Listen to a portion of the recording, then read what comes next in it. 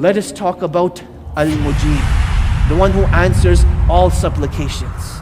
Let me share the story of a sister with you. She says it was the first day of Ramadan and my father had a heart attack while he was in the masjid.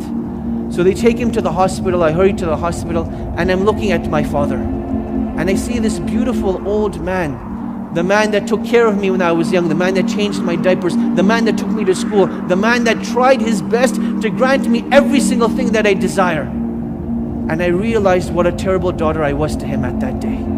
So I made dua to Allah subhanahu wa ta'ala. And I said, oh Allah, please grant him life so that I can show him the same righteousness that he showed me. And Allah subhanahu wa ta'ala brought him out of the heart attack and gave him life for four more months. In these 4 months, she did everything she possibly could. From cooking for him, cleaning for him, driving him to his appointments, any wish or desire that he had, she would be the one fulfilling it. But at the end of the 4 months, she starts to realize that subhanAllah, life is really getting difficult for my father.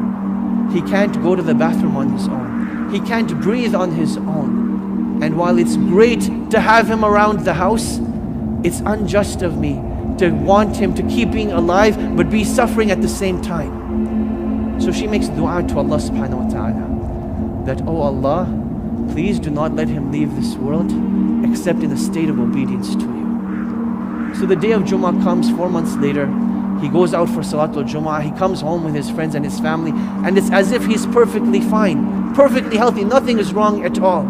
He spends the whole day together with his family and friends. They pray Salatul Isha, and the father excuses himself. He says, I'm feeling tired.